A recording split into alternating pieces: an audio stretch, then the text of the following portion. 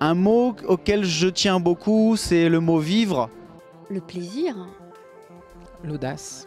Un autre mot, ça serait apprenant. Vivre les apprentissages par la manipulation, c'est ce que j'essaie de développer au maximum.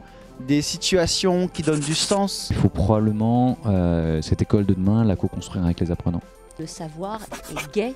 Le savoir gai, le gai savoir. Donc pour moi, il est essentiel que ce soit fait dans le plaisir. Et c'est pas complètement évident parce que on a tendance à croire qu'ils sont trop petits ou qu'ils savent pas, etc. La joie d'apprendre, de partager, de mutualiser. Donc je dis pas qu'il faut uniquement des frites à la cantine et des glaces à la vanille, mais je pense qu'il faut les interroger néanmoins et qu'il faut co-construire avec eux et de manière cyclique et itérée, où il faut y compris leur apprendre à utiliser la liberté que l'on souhaite voir utiliser. Et donc il y a un côté émancipateur en fait. De l'audace en donnant les moyens, les outils, la culture pour en avoir. C'est-à-dire qu'il faut être aussi... ça suppose d'être suffisamment bien assis sur ses acquis. On travaille sur apprendre au XXIe siècle sans demander à ceux qui sont nés au XXIe siècle. Je pense que c'est très difficile. Et la solitude du chef d'établissement. Quand on voit que 95% des jeunes à qui on pose la question disent qu'ils voudraient voir le système éducatif changer, on se dit qu'il y a un vrai défi qui est de les écouter. Le mot qui me vient, c'est diversité. En termes d'inspirer. Le collège, il va avoir son émotionnel qui va augmenter, qui va chuter, qui va augmenter comme ça par vague, au gré des tensions chez les jeunes, là, sur les 7 semaines. Et ça se répercute beaucoup chez les enseignants. D'inspirer dans le sens de libérer de la place. La diversité est de plus en plus présente et où en même temps, j'ai le sentiment que l'école n'est pas là pour faciliter la diversité, pour l'accueillir, mais pour faire rentrer, dans certaines écoles en tout cas, faire rentrer les enfants dans des standards, dans des moules. Il y a une personne qui ne doit pas suivre c'est le chef d'établissement et il se retrouve assez seul dans ces moments-là. Je pense qu'on a absolument besoin de faire de la place pour l'avenir. On croit qu'on connaît tout, on est dans une époque où il y a beaucoup de puissance technologique qui provoque l'illusion assez communément répandue, que au fond on maîtrise le monde, il est transparent, etc. C'est pas vrai du tout. L'école, pour l'instant, a tendance encore à formater les enfants pour en faire peut-être de bons petits soldats ou ouvriers au service d'une société industrielle, alors qu'on a besoin aujourd'hui de citoyens innovants, de citoyens créatifs, de gens qui font bouger les lignes, de gens qui vont sortir des cadres, qui éventuellement vont transgresser les règles.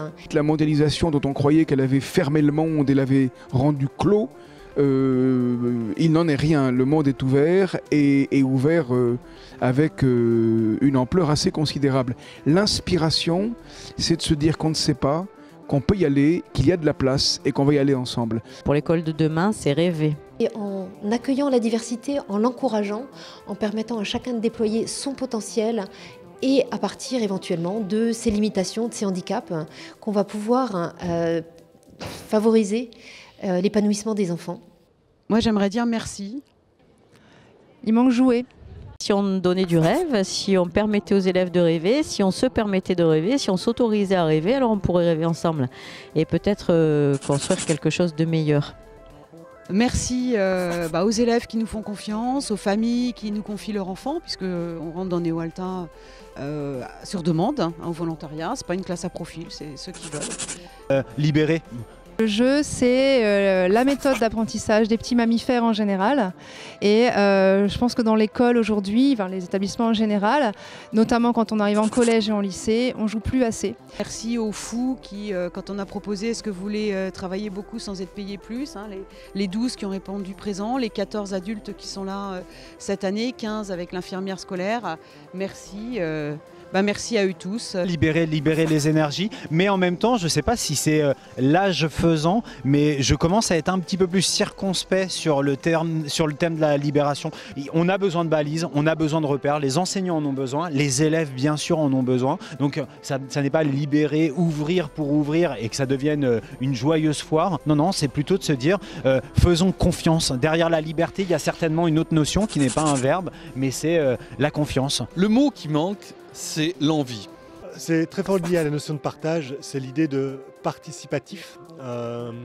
Moi, je pense qu'une école doit être conçue comme une plateforme participative. En fait, il y a toute une série de communautés qui participent à l'activité de l'école. On a tous le souvenir d'enseignants, de professeurs, de personnes qui nous ont marqués dans notre vie, qui nous ont appris des choses et on dit ces gens-là, quel bonheur de les avoir rencontrés. Quel bonheur, pourquoi? Parce qu'ils nous ont transmis quelque chose. Mais quand on fait l'analyse a posteriori, on se rend compte qu'ils nous ont effectivement transmis des choses. Mais ils nous les ont transmis avec de l'envie et on retient peut-être plus l'envie que le contenu de ce qu'ils nous ont transmis.